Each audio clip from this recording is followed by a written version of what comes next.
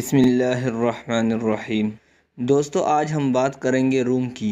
روم کی بنیاد روایتوں اور داستانوں میں ملتی ہے، تاہم جدید تحقیقات اس نظریے کو تقویت دیتی ہے کہ روم شہر کی بنیاد 8ویں صدی قبل مسیح میں پڑی اور کئی کتابوں میں 773 BC بھی لکھا گیا ہے۔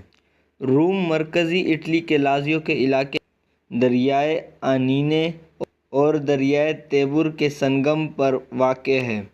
شہر کا رقبہ 5252 مربع کلومیٹر ہے، جو اسے یورپ کے بڑے دارالحکومتوں میں سے بناتی ہے۔ شہر روم رومی بادشاہت کا دارالحکومت بنا، جس میں ایوان بالا یا سینیٹ کو زیادہ اختیارات حاصل ہوتے تھے۔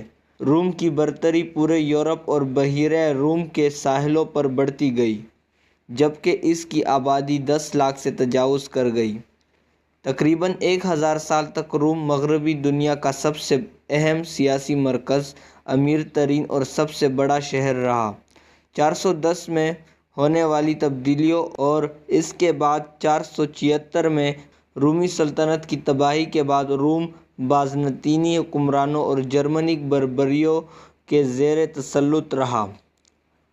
آبادی 20,000 نفوس تک کم ہو گئی اور شہر کھنڈر کا نقشہ پیش کرنے لگا۔ مسیحیت کے اوائلی طلوع کے روم کے لاٹ پادری کو مذہب کے ساتھ ساتھ سیاسی اہمیت بھی حاصل ہونے لگی، جو آخر کار پاپائے روم کے کہلائے اور جنہوں نے روم کو کیتھولک گرجاؤں کا مرکز اور پاپائے روم کی ریاست کا دارالحکومت بنا دیا، جس کا آغاز چارلس اعظم یا چارلس دی گریٹ نے کیا تھا اور روم کو مرکز قرار دیا تھا۔ 1527 کے بعد جب پوپ کی سیاسی طاقت ختم ہو گئی تو شہر تیزی اور فنون لطیفہ کے احیاء کا مرکز بنا۔ آبادی بڑھنے لگی اور ایک بار پھر 17ویں صدی عیسوی میں 1 لاکھ تک پہنچ گئی۔